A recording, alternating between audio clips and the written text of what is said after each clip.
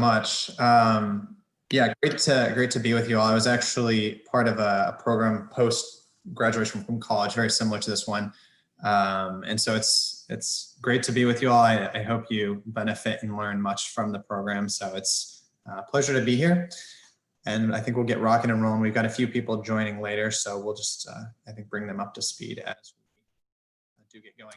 Couple of things on Zoom keeping. It sounds like you all are pretty up to speed on being in Zoom, in and out of them. Video is highly encouraged. I'd love to see your faces, be able to put a name to a face. If you haven't done so, it looks like most of you are named. Feel free to add your school if you want. I think it'd be great for me just to kind of see where everybody's coming from. And then lastly is sending chats if you do have them, if you want to throw them in there to everyone. But it sounds like you all are pretty good and up to speed. We'll also be using Mentimeter in here. I think it sounds like you guys have used that before. So we'll skip over this pretty quickly, but we'll just log into menti.com and there's the access code. It'll also come up again when we use it.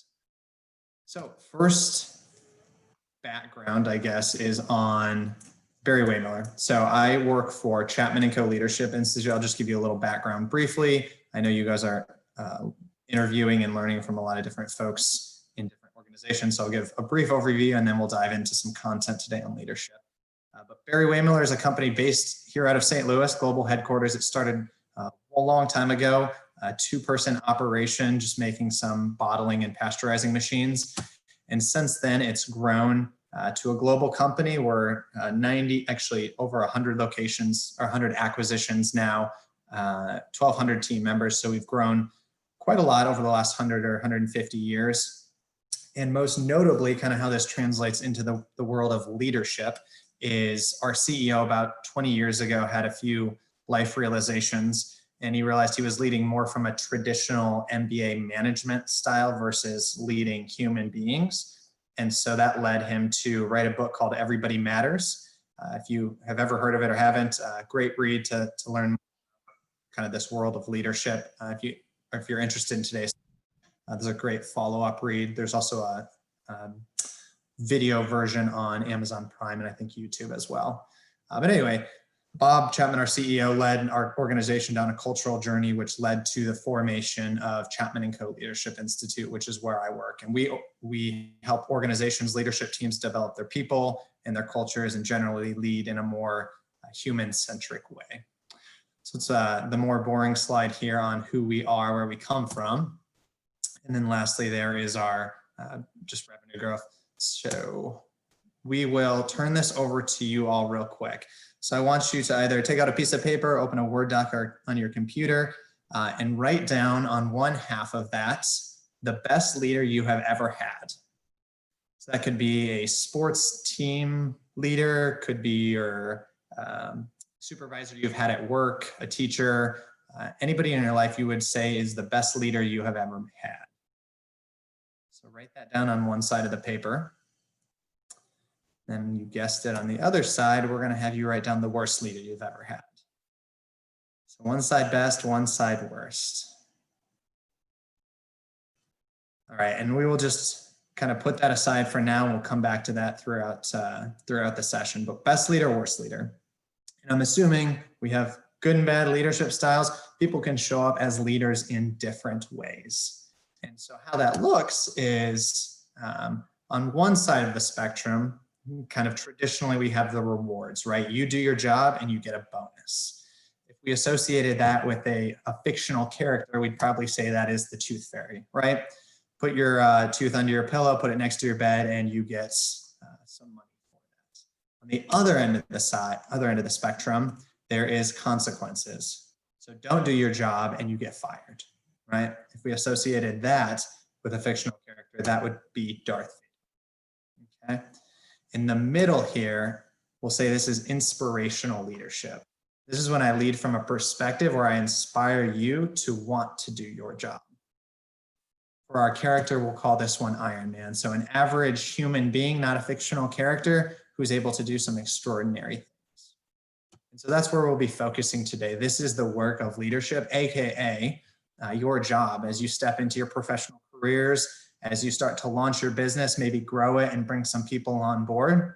Leadership is that middle ground. How do I inspire others to join the mission, join the cause, and to do the work that you're doing? So that's where we'll focus today. Now I'll turn it over to you all, thinking kind of that continuum, best leader, worst leader in mind. What do great leaders do? And so we'll pull up Mentimeter here. Access code there is 815863. If you wouldn't mind, log on in there and then throw up what do great leaders do? That best leader you wrote down, what did they do? So actions, behaviors they demonstrated.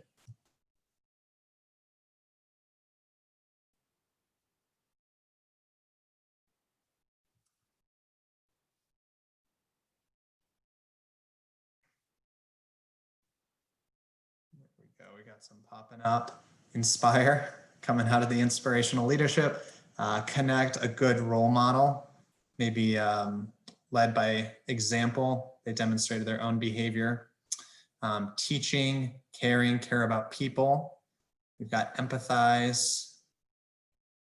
So some great examples here. They were kind.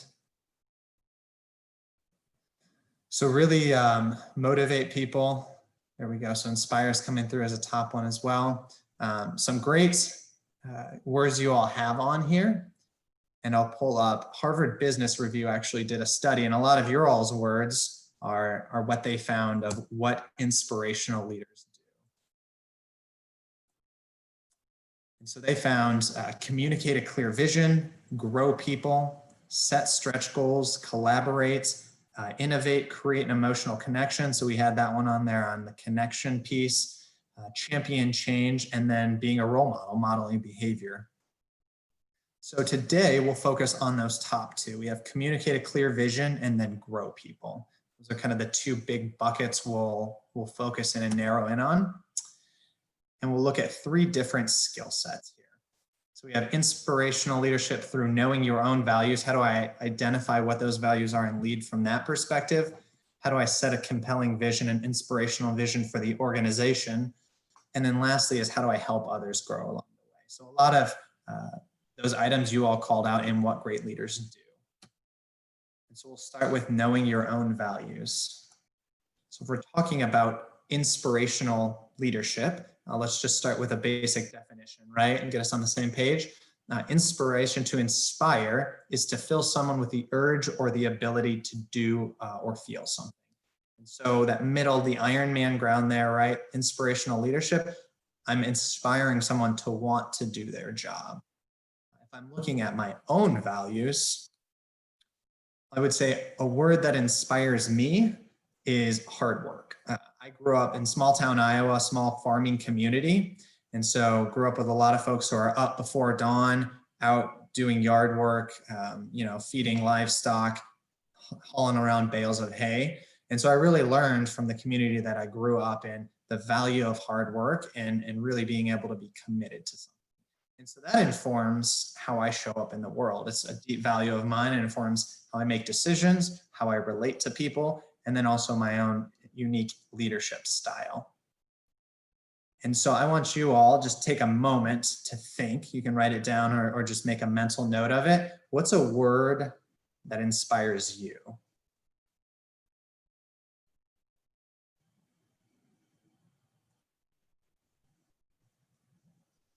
So make that mental note. And then we'll tie this thread through, but I want to run an activity first. And so we will say, you are the coach of your high school's sports team, whatever that might be, whatever sports team you want to imagine it as. Your team has done incredibly well this season. They've won local regional championships. Now they've advanced to the national competition. Okay. The invitation to nationals includes an all-paid vacation, new team uniforms. The team is ecstatic. Couldn't be more pumped for this, right? Here's the issue. There are only 12 spots, but there are 15 players on the team. Okay, the all expense paid vacation only pays for 12 out of 15 folks. So as coach, you have to decide which 3 kids are not going to participate or travel.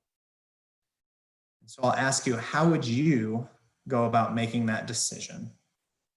give you a few moments here just to reflect on that individually. Then we're going to break out into some small groups to discuss how you'd go about making that decision.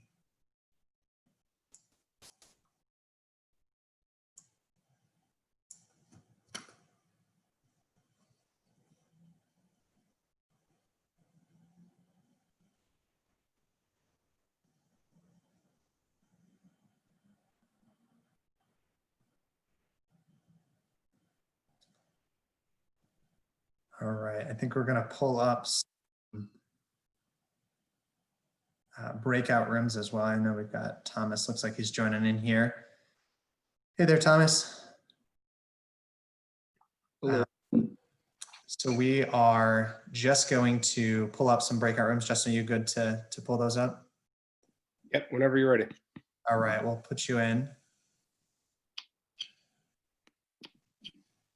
Thomas, if you want to hang out in the common room, I'll explain real quick and then we can let you jump into one.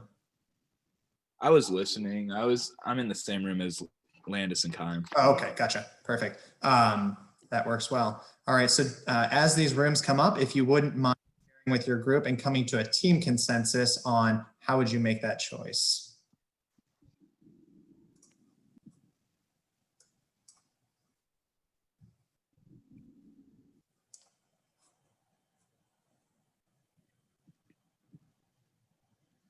All right. Works out pretty well. Yeah. Perfect. Hi, Krista, how are you? Good. How are you? Doing well. It's fun to be here with you all. Yeah. It's a different world. Yeah. Mhm. Go ahead. I have had my classes outside all day today. It's so beautiful. Yeah. It's been, I think, traditional St. Louis, right? It's kind of Mhm. like, oh, wow, fall is really here. And then now we're kind of back into summer. Yeah. We have the big dilemma on when everybody's going back. So now I guess Sam Page came back and he's encouraging people in St. Louis, the St. Louis high schools to go back. Did you hear that, Justin, today? Yeah, I don't know. We'll see what happens. Yeah, it is what it is.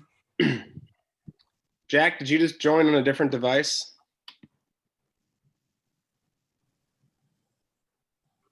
That is Jack, right? Yes. All right. Yeah. Okay. How long do you want to keep him in the rooms? I figure we'll give him another minute or two. Sounds good.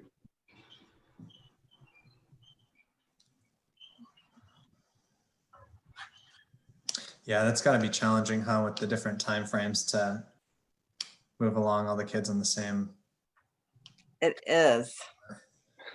Everything's challenging, but everything's so flexible and the kids are really so flexible that it just makes things easy. Don't you feel like that, Justin? I mean, like everybody's really working together and realizes like this is a hopefully short-term problem. Yeah. I was actually just thinking about that this morning or yesterday. I was like, it feels like I think us as a collective society have realized this is just a weird time and there's a lot more grace and space I think we're all kind of giving each other because that's just a little different. Yeah. Yeah, even in the corporate world, I talk to a lot of my friends that work in the corporate world, and I think that a lot of people are even considering like retiring that work in corporate world. Like we really like working from home, and now that we're home, I think it's going to open up the job market a lot. Yeah. Yeah. It'll be interesting. We'll see. Or there'll be a lot more flex time or a lot more corporations, allowing people to work from home because they realize like the job really can get done without office space. Yeah. I think it'll be really hard for organizations to make the argument you have to come back full time. Mm-hmm. I mean, we've lived that it's possible. So.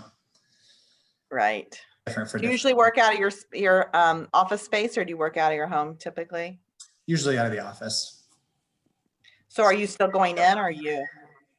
Nope. We've been doing this kind of work, leadership development, not an essential business. And we've been pretty effective at pivoting to the virtual world. So it's worked out. Nice.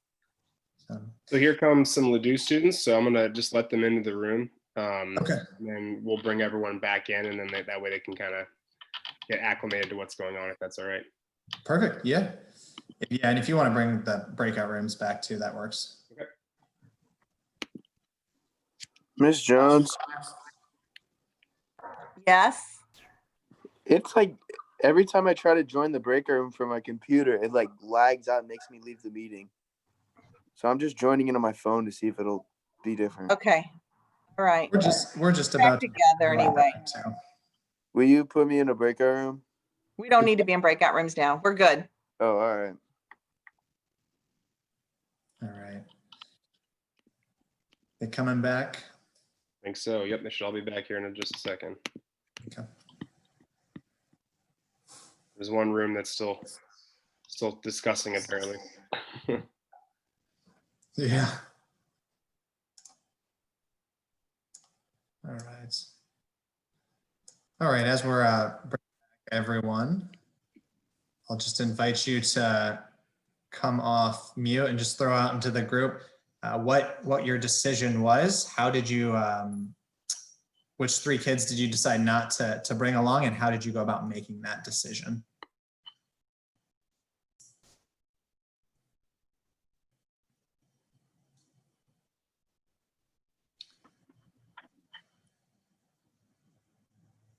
This is the part where I just sit here and very comfortable sitting in the awkward space.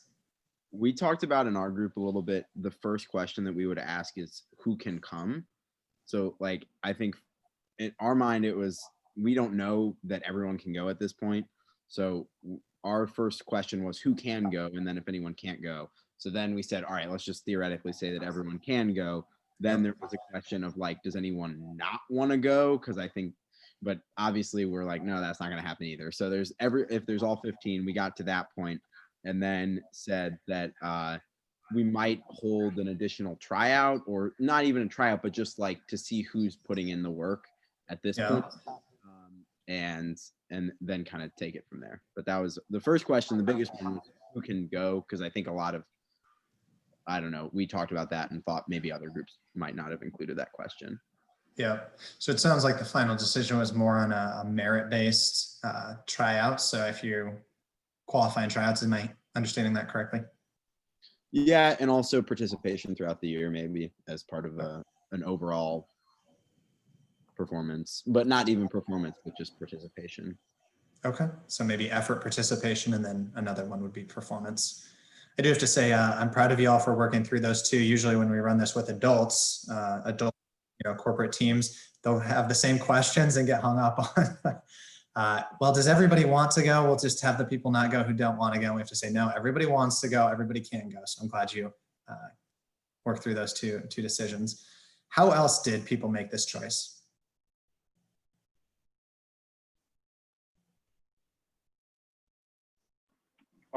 For our group, we basically just said like, since it's like the national championship already, you basically know like who like the weak links are per se in your team, so you can just drop them. Mm-hmm. So you're saying just based on observing through the year, we're going to take your perception as coach of the 12 strongest players? Okay. Any other ways to make this decision? You could also do it based on like who might not like uphold the like team's reputation and like act professionally. Mm-hmm. So maybe not necessarily work ethic, but kind of, I guess, virtue that they've followed or character demonstrated. Yeah, and like maturity too, kind of. Okay. All right. I know we've got some folks coming in here, so we're having a conversation here. We had a sports team that to the national competition. However, only 12 of 15 people on the team could make it. So we're just discussing how do we make that choice? You're head coach. How do you decide which 3 kids don't get to go on this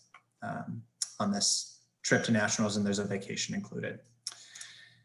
So with that said, clearly there's several different ways. We have performance, we have kind of character virtue, we have participation. Did you show up to all the practices? Did you demonstrate effort into that?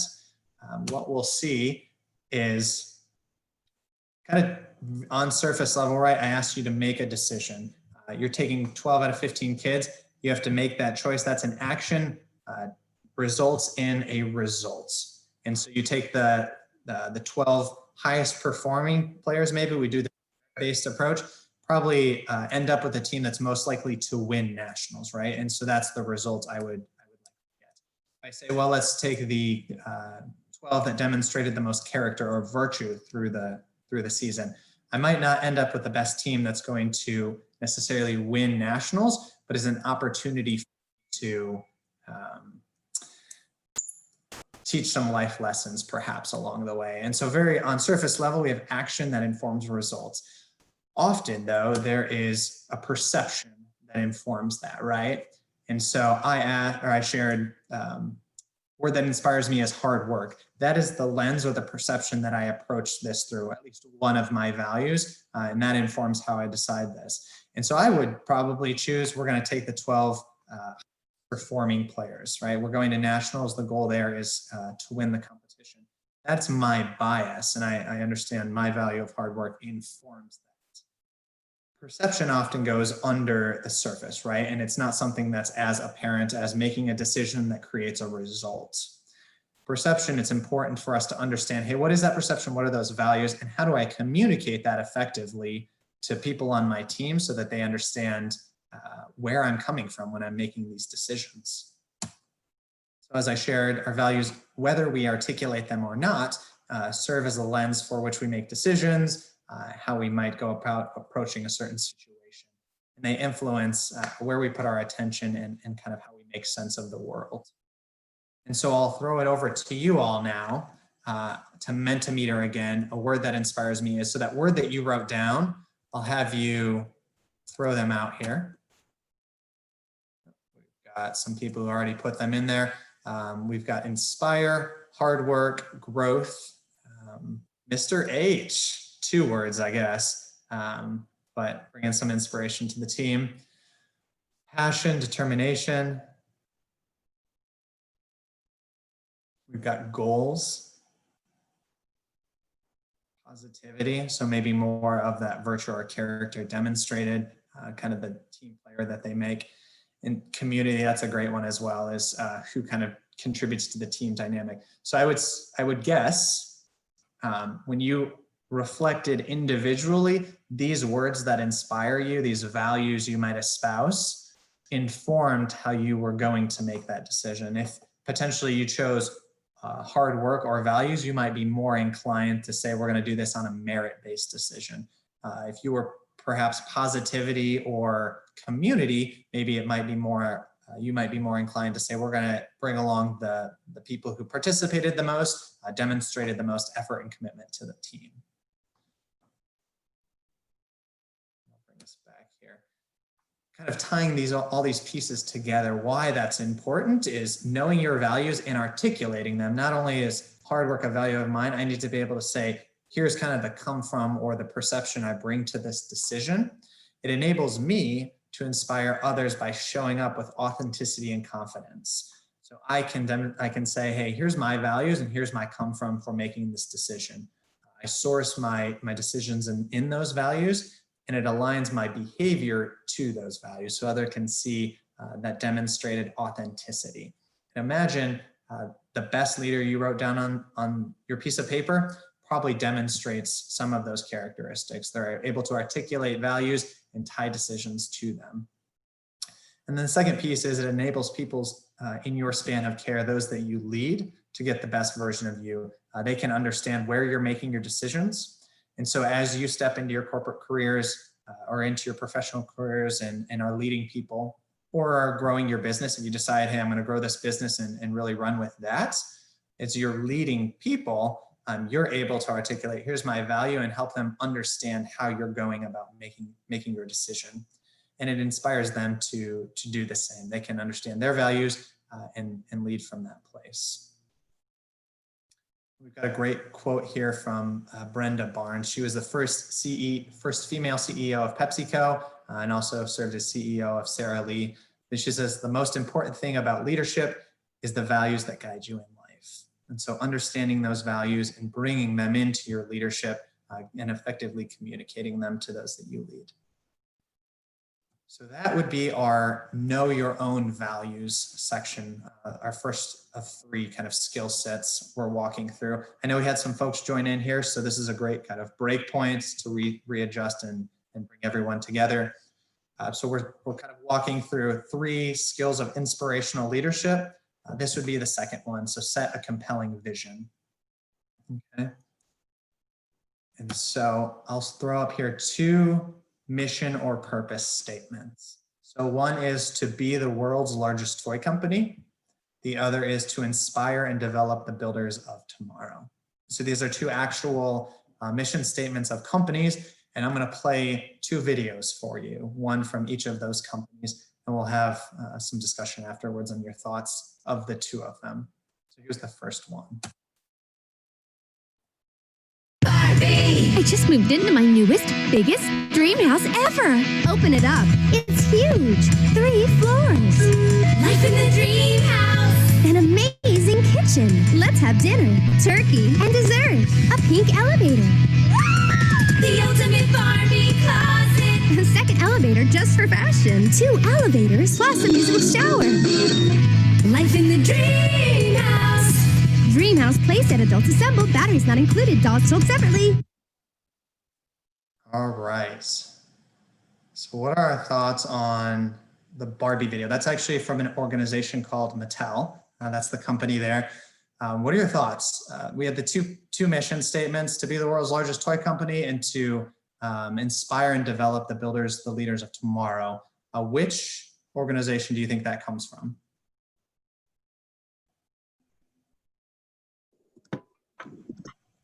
Probably the toy company. They're both toy companies. So in terms of, we have to be the world's largest toy company. On the other hand, option 2 is to inspire and develop the builders of tomorrow. What are your thoughts on which organization that comes from? I feel like it's the Builders of Tomorrow one. Builders of Tomorrow. Okay. How come? It's kind of like a curveball. It doesn't really. Curveball. Interesting. All right. All right. Let me play the second one, and then we'll ask the same question. Here is number 2. We are a team bound by blood, Nan's knitwear, and our own imagination. A team that shares our resources and pools our talent, where we each bring something different to the table. We don't see eye to eye on everything, like bedtimes and Brussels sprouts. But when we're in the game, we're in the zone, because the things we build together live forever. We conceive the inconceivable, bridge the unbridgeable. And when we've built as far as we can fathom, I see a guy who will always go that extra brick. With me, let's build. All right. Maybe it was a little unfair for me to ask that question before, but I'll throw it out to the group again. All right. So to be the world's largest toy company and then to inspire and develop the builders of tomorrow. Which one do we think Lego is? That's the second organization. Building the biggest, inspiring the builders of tomorrow. Yep, exactly. So, and it kind of comes through too. To be the largest toy company is Mattel. Barbie is one of their products. Their video is very, very much product focused, right? I'm just going to sell this product and I'm going to articulate, here's the benefits of it, right? It's got a second shower. Who doesn't want that? Very much focused on marketing to the consumer, the younger child who would be playing with that. Lego articulates it a little bit differently, right? They come from that perspective of inspiration and developing leaders. And it kind of comes through a little bit differently in their video.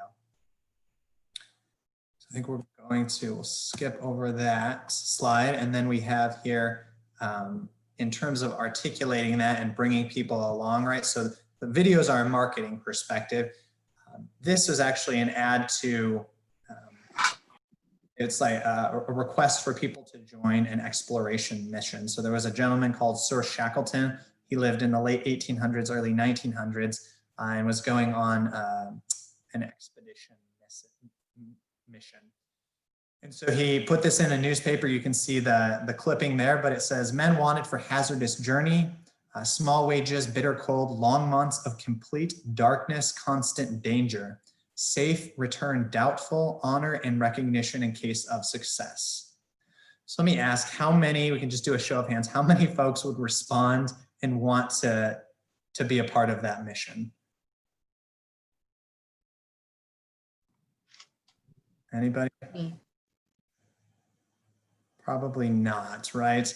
Comes across not the most enticing.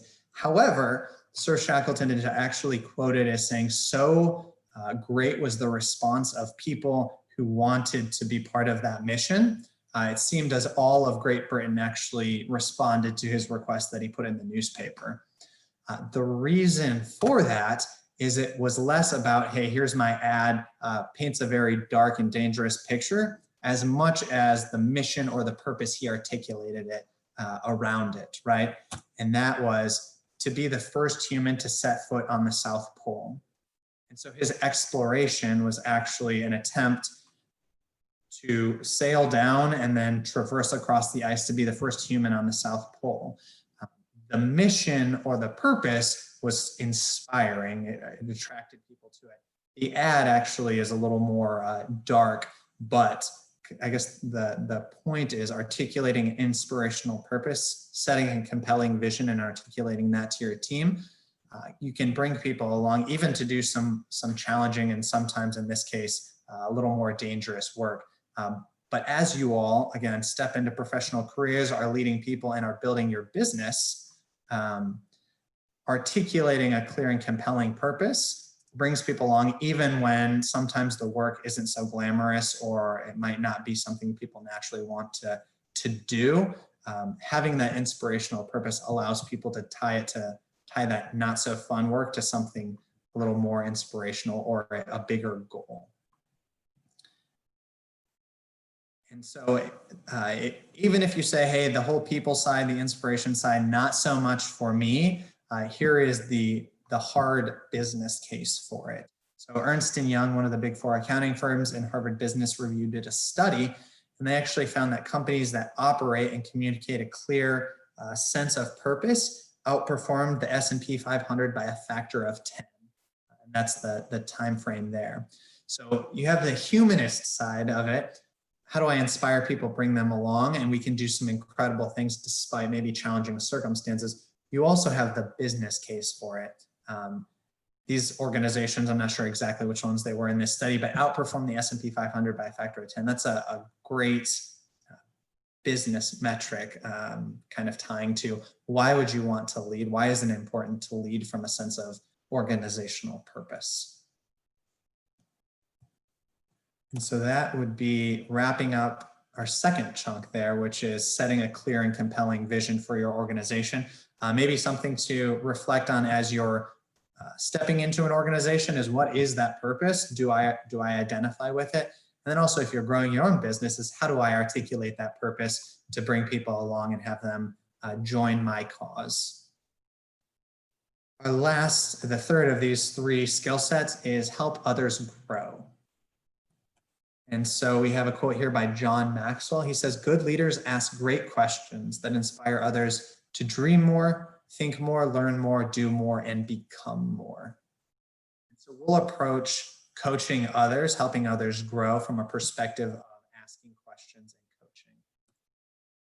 And so we'll have a spectrum here of open-ended questions, from closed-ended to open-ended. So type of question is on the top. We have closed, leading, open, and then the type of information gained on the bottom there. So we'll generally gain more information as we go from closed towards open-ended questions.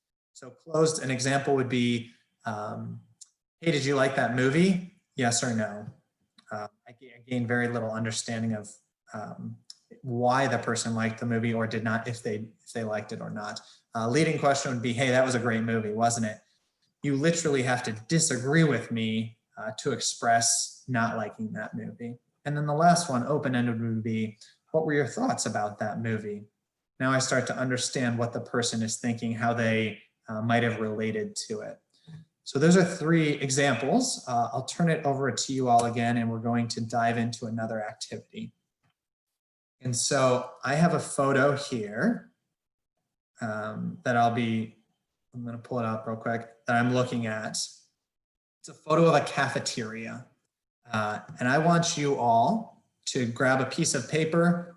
Maybe, if you have Illustrator on your computer, do it on there or your tablet, but draw a picture of a cafeteria. Okay, so take a moment there to draw a picture of a cafeteria.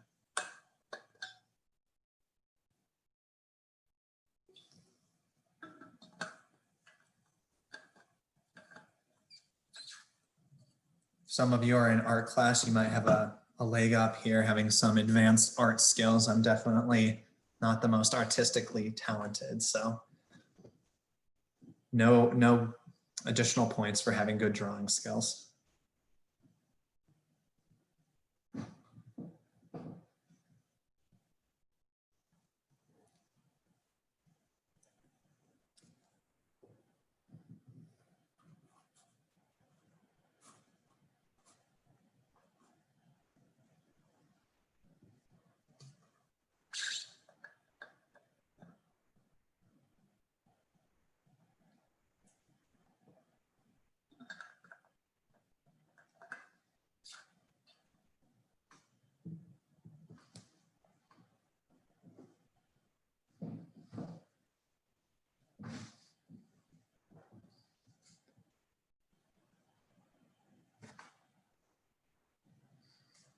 Give you just a few more moments there to wrap up those drawings.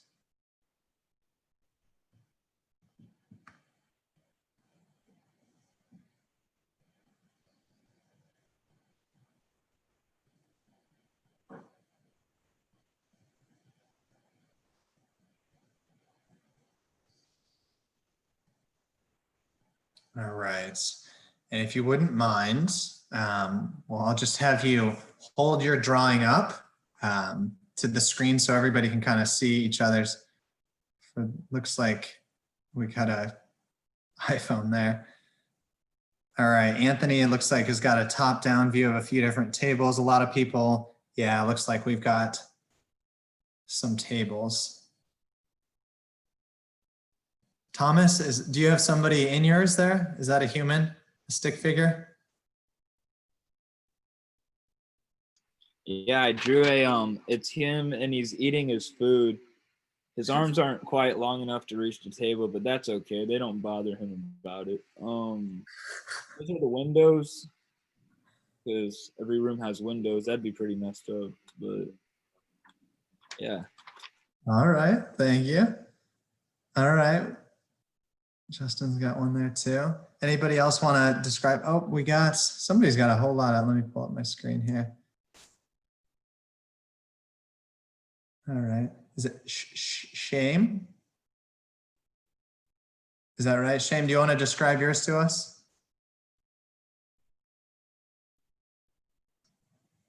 All right, sorry, but there's the lunch ladies right here, and they're serving the kids. They got their little plates, and they're all lined up, and then there's a whole bunch of chairs and tables.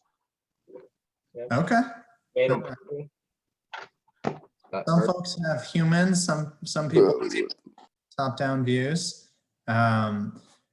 What we see in this activity is generally, in the absence of information, people make stuff up, right? So all I said is draw a picture of a cafeteria. I gave you very little context of what that would look like. Some people had some circles and squares. That was a top-down view. Some people had human students with very long arms who couldn't really eat. But everybody kind of came up with something that's look like a cafeteria, maybe looked a little bit different. Okay, so we're going to do round 2 of this exercise. And I'll say, I've got a photo here of a cafeteria, but you can only ask me yes or no questions. Okay, and so you're trying to ascertain, what does this cafeteria look like? And after you've asked, all the questions you can think of, I'll give you another moment to draw a photo, draw a picture that resembles the cafeteria I've got a photo of here. So come off mute whenever you have a question. Oh, we've got Squidward, it looks like John does. What view of the cafeteria is it? So it is, looks like I'm up on, that's actually, no, I didn't even catch myself. Oh, is it Open-ended question, I won't bird answer. view of Just the yes or no. cafeteria? Say that again? Is it like a bird's view of the cafeteria? No. What else you guys got? Are there people in the cafeteria? Yes.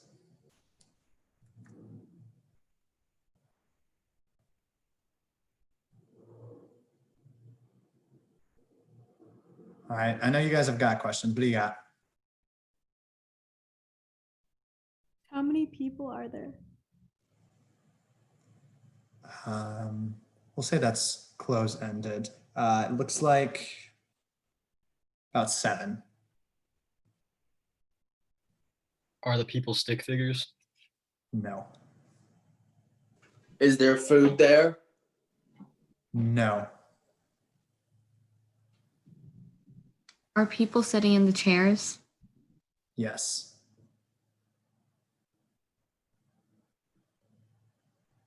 Is it inside? Yes. Are the tables round? Yes.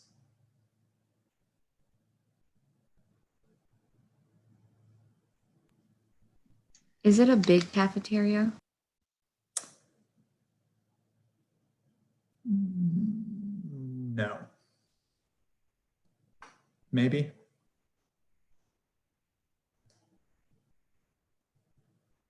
All right. Any final questions? Okay. All right. I'll turn it back over to you all. So based on the information you now have, draw a picture of that cafeteria.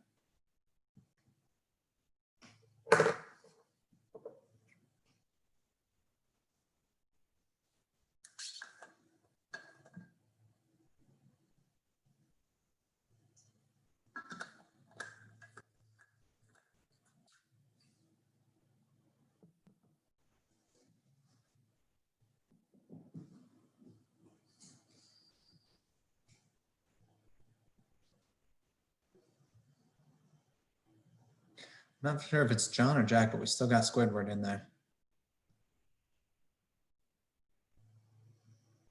All right, as you're wrapping those up, if you wouldn't mind, throw them up. And if you want to describe your new photo a little bit, you're more than welcome to come off mute and do so.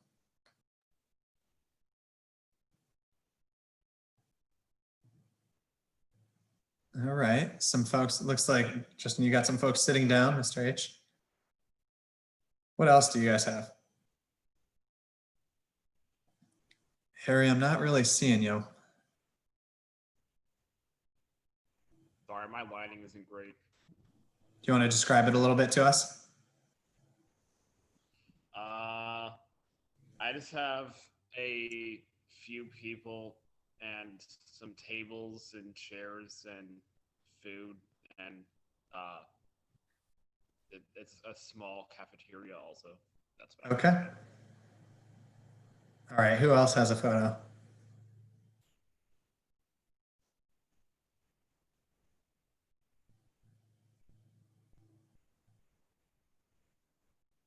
Looks like some people are still working. If you wouldn't mind, let's see, 1 or 2 more of them.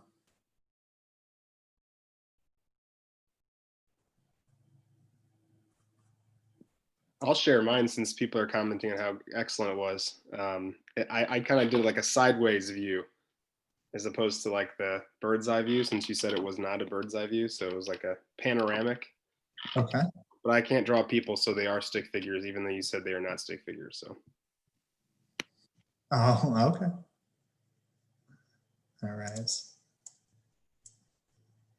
All right, we'll move into round number 3 here.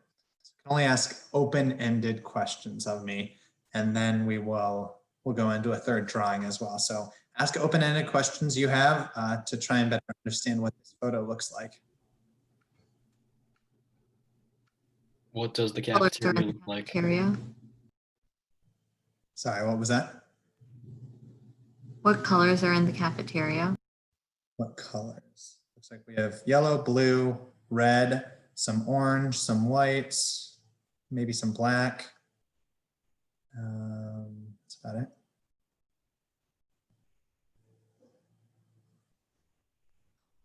Can you describe everything in the cafeteria? Can I describe everything? Yes, I can. That's a close-ended question. What does the cafeteria look like? There you go. All right, so looks like I'm up on a set of stairs, kind of looking down over the cafeteria. Cafeteria is actually offset to the left. And so looks like there's about 20 tables right behind a short wall. There's a couple pillars blocking my view of the cafeteria.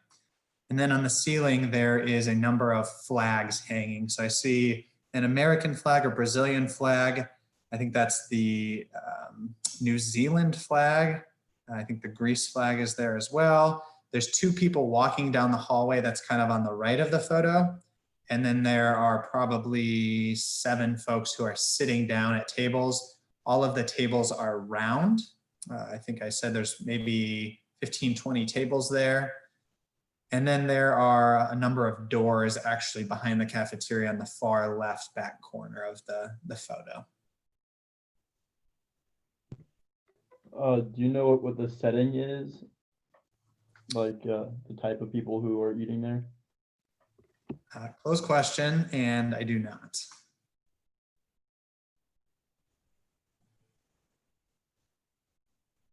Any other open-ended questions?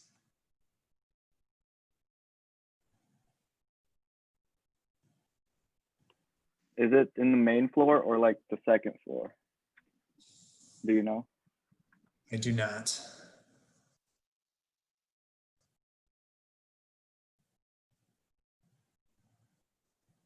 Anything else? All right, we'll turn it back over to you also. If you wouldn't mind, draw that picture that I just described, the third version of it.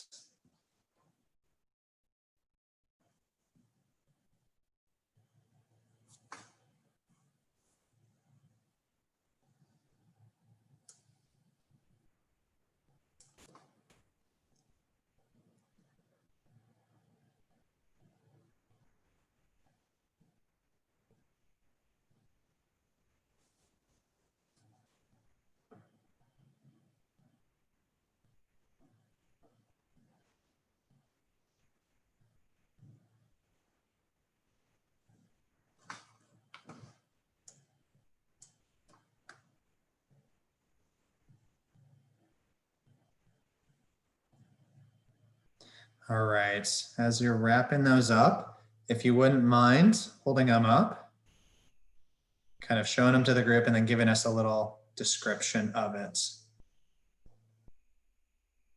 All right, Mr. Hildebrand, you want to go? I think we've seen yours all 3 times. Okay, so got some tables on the left there. Thank you. All right, Chase, how about you? What do you have there? I drew 20 tables and each table has like 7 people. And I drew 3 flags and like a short wall and some Okay. pillars. Awesome. Thank you. Who else has got one? Any Picassos in the group wanting to show off their drawing skills?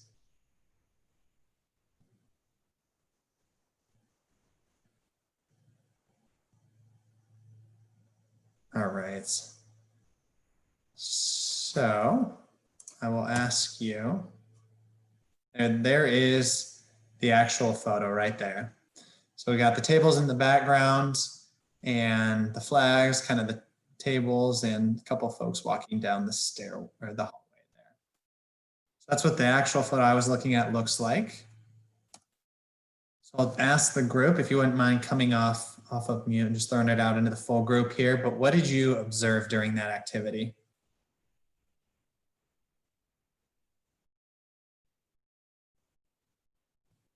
Any key takeaways through the 3 different rounds we did? Sometimes open-ended questions can get you more detail.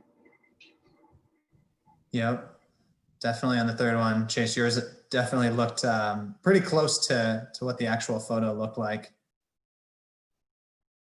Any other takeaways? You have to ask a lot of closed-ended questions in order to get any information. Yeah, definitely takes more closed-ended questions to get to the same information of one open-ended question. The reason, I'll tie this back to leadership, the reason it's important in leadership is if I'm listening to solve the problems of others and I'm asking those closed-ended questions, hey, tell me about this, yes or no, why'd you do that? I can create a sense of needless dependency. So people feel like I come to you and I have a problem, and they learn this learned helplessness. So I'm not expanding their thinking or problem solving, critical problem solving skills. When I listen to help solve their problems, i.e. I'm asking questions along the way, I see how they're thinking as a leader. They develop their own problem solving skills, so I can start to give them some coaching questions and understand how they're thinking and maybe guide them towards a solution. And the solution resides with the problem owner, that person.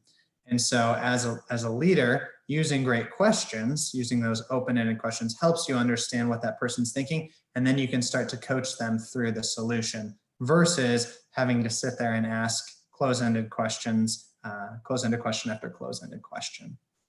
I know we're wrapping up on time here. So here's just a few coaching questions.